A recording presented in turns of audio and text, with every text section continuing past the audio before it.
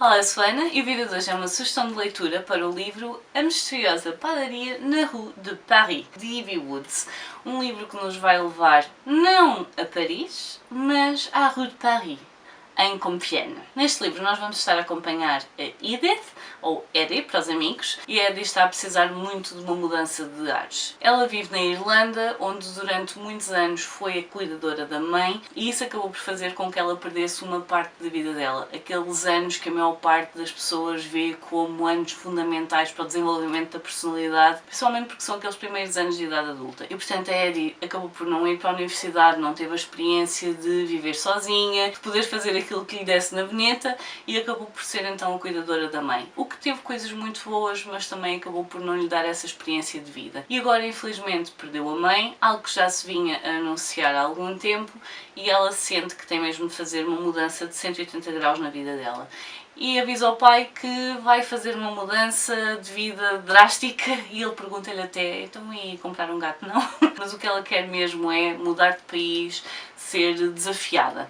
E portanto ela acaba por se inscrever para um trabalho numa padaria na Rue de Paris, e ela acha que vai ter uma vida de parisiense, vai poder andar por Paris, conhecer todas as questões culturais. O que ela não se apercebe é que a Rue de Paris não é uma rua em Paris, é uma rua de Paris, mas em Compiègne, como eu disse logo no início.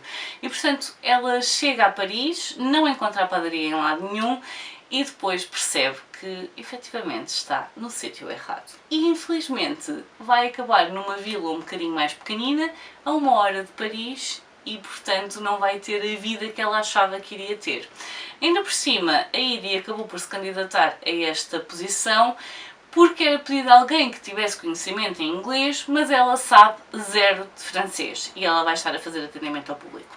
Portanto, a Edie vai de malas aviadas para Paris, vai ter de fazer a viagem para Compiègne, porque lá está, percebe que se enganou, e a partir daqui vai ser um desenrolar de peripécias. Portanto, quando ela chega é recebida de uma forma um bocadinho fria, e aí começa a pensar se terá sido a opção correta. E a verdade é que ao longo do tempo as coisas não vão melhorando muito. O que é que melhora? O facto de ela estar a falar com os clientes, que acham muito a piada ao facto de ela ser irlandesa e ao facto de falar inglês, e vão fazendo aqui um pequeno esforço para ir falando com ela, e ela vai também começando a aprender francês. Este é um livro que vai levar-nos aqui então pelas peripécias desta rapariga que está a tentar descobrir quem é e descobrir aquilo que gosta de fazer, as pessoas com quem se quer dar, porque infelizmente também ao longo dos anos não ficou com muitos amigos, até porque uma vida dedicada a cuidar de alguém não sobra muito tempo livre, e portanto a Edie vai ter de perceber se quer manter nesta padaria, se ela quer continuar a fazer este trabalho, tendo em conta que as pessoas que a receberam não estão a ser o mais afáveis que poderiam ser, e portanto eles é que precisam de alguém que esteja ali, mas depois não a tratam propriamente no sentido de a fazer sentir-se bem-vinda. No meio disto tudo, ela acaba por encontrar um livro de receitas e vai acabar por ser quase uma pequena companhia que ela vai ter ali, e vai também começar a ganhar mais confiança com as pessoas da comunidade, vai começando a fazer alguns amigos, e vamos começar a perceber que se calhar as coisas que nós pensamos que queremos não são necessariamente aquelas que precisamos, e se nos soubermos adaptar às coisas que a vida nos atira e às pequenas confusões da vida, às vezes podemos acabar com uma experiência melhor do que aquela que tínhamos antecipado. Tal como no livro anterior da autora, nós temos aqui também algumas referências ao passado. Compiègne, não tenho certeza se é uma cidade, se é uma vila, mas foi muito importante durante a Segunda Guerra Mundial, e a Edie vai perceber de que forma esta pequena comunidade acabou por ter um impacto muito grande numa época muito importante também da história. Portanto, vamos ter aqui pequenos toques a nível de história, até uma coisa que não é muito falada, que é a comunidade cigana. E portanto a Edie vai conhecer mais sobre a história deste sítio, vai conhecer mais sobre as pessoas que compõem esta comunidade, e vai acabando por compreender um bocadinho melhor as pessoas com quem trabalha. E se calhar o facto deles não serem as pessoas mais abertas do mundo, pode haver um motivo para isso. E a Edie vai descobrir, e também vai ter de se adaptar àquilo que descobre, porque da mesma forma que no primeiro, além de história, tem um toquezinho de magia, aqui também há um toquezinho de magia, e envolve então a história desta família que tem estado a manter esta padaria já há muitas décadas. E a Edie vai ter de perceber se é qualquer coisa com a qual consegue lidar, ou não. É um livro que acaba por nos retratar aqui vários tipos de luto, não só pelas pessoas que perdemos, mas também das coisas que não fizemos. E muitas vezes o luto por aquilo que não se fez é um luto muito, muito grande, porque aquilo que ficou para trás já não pode ser mudado, só podemos mudar aquilo que fazemos agora e que pode ser projetado no futuro. E portanto nós temos aqui vários tipos de luta a serem explorados, entre pessoas que se perdem, as pessoas que vão mudando ao longo dos anos e que deixam de nos reconhecer, por exemplo, e eu gostei muito da forma como isso está retratado neste livro. Acho que de vez em quando se torna um bocadinho ingênuo e eu penso que isso está relacionado com os diálogos das personagens, mas isso não tira o peso à história e além disso faz com que seja fofinha, que seja positiva e no fundo com esperança no futuro de todas as personagens que acabam por estar aqui envolvidas. Foi um livro que eu gostei de ler. De certa forma, há algumas coisas que eu gostei ainda mais do que a Livraria Perdida e há algumas que eu gostei mais da Livraria Perdida. Portanto, são livros muito diferentes entre si, mas que eu gostei muito de ler. E sendo um livro em que a comida tem um papel tão grande, seja para as personagens, seja para a história pessoal delas, então eu vou-vos deixar aqui com uma receita. Eu há algumas semanas fiz uma sondagem no Instagram. Lamento não vos ter dito o que era, porque isso provavelmente ia acabar por alterar aqui um bocadinho aquilo que ficou escolhido, mas a verdade é que eu vos perguntei o que é que vocês preferiam. Se preferiam tarte tatin, madeleine, um bolo de cenoura com especiarias e crepes. E a verdade é que eu fiquei surpreendida porque a grande e esmagadora maioria escolheu crepes. E eu de certa forma agradeço, porque eu tenho uma receita de crepes que adoro e que vou partilhar convosco. Portanto, daqui vou passar para a receita. Espero que leiam o livro, espero que se deixem envolver pela positividade, por esta necessidade de mudança por parte da Ida e muitas vezes nós precisamos de algumas mudanças na nossa vida e que depois façam a receita porque de todas as que eu fui testando ao longo da minha vida, esta é a minha receita de crepes. Portanto, estou a partilhar convosco e já agora no livro a receita chama-se Crêpes pour un cœur brisé, portanto, crepes para um coração partido. A única coisa que eu não vou pôr na receita e que aqui menciona é baunilha, porque eu não sou a maior fã de baunilha nas receitas, mas vocês estão à vontade para usar, por exemplo, uma saqueta de açúcar baunilhado.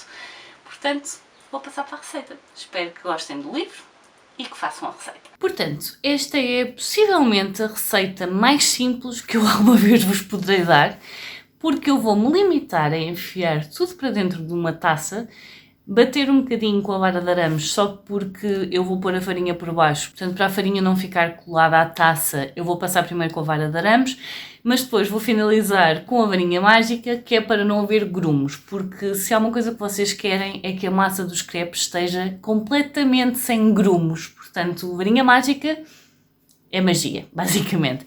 E portanto, eu depois vou deixar as quantidades todas na descrição, vocês já sabem. É só meter tudo dentro da taça, bater um bocadinho, que é para levantar tudo que seja coisas sólidas do fundo da taça. E depois então passar um bocadinho com a varinha mágica. Depois disso vai 30 minutos para dentro do frigorífico, eu às vezes chego a deixar 1 hora.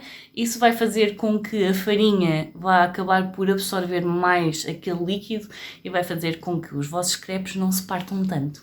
Portanto, vou fazer isso e depois quando sair do frigorífico volto aqui a vir falar convosco, basicamente.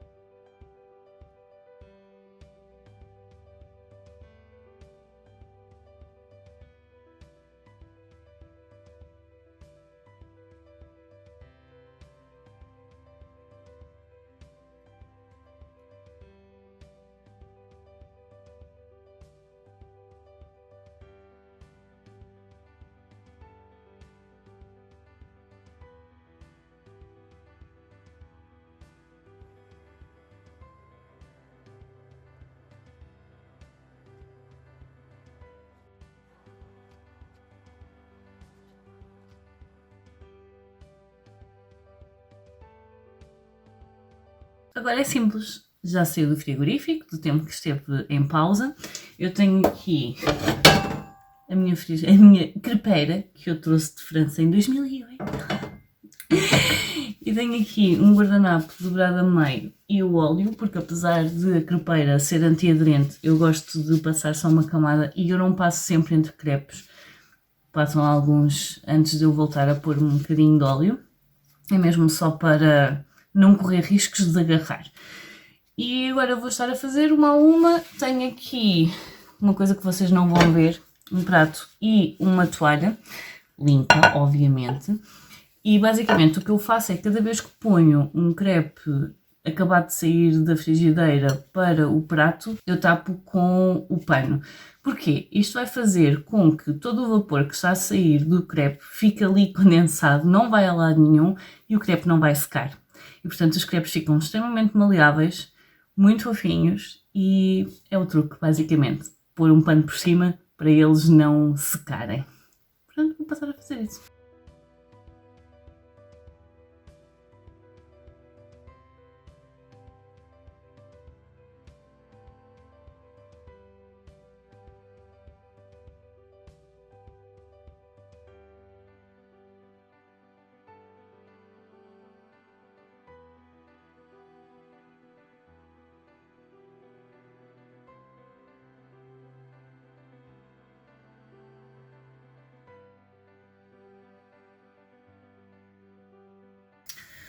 Quando o crepe estiver pronto para ser virado, ele vai começar a descolar das bordas. Portanto, vocês vão saber quando é que ele está pronto.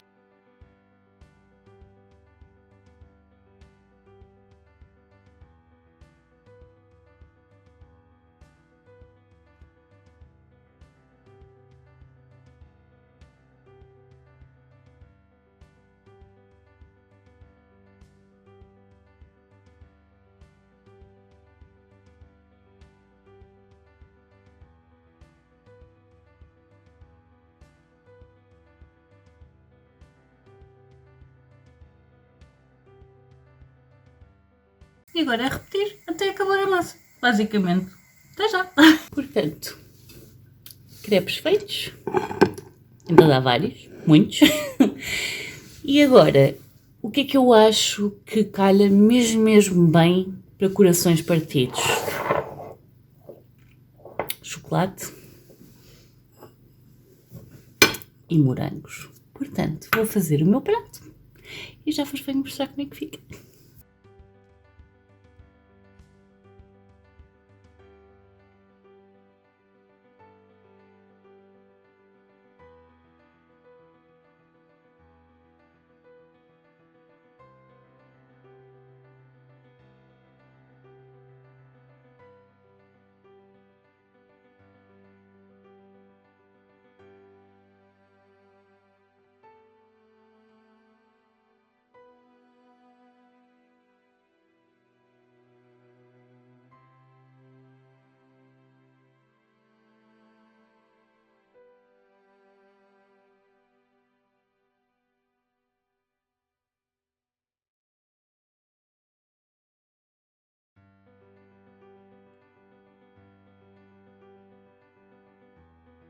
Tenho aqui o meu prato e este eu vou comer sozinho, mas o resto dos crepes vou comer com a minha família. Portanto, digam-me depois então o que é que acharam do livro, se o vão ler e se experimentarem a receita, depois digam também o que é que acharam da minha receita de crepes.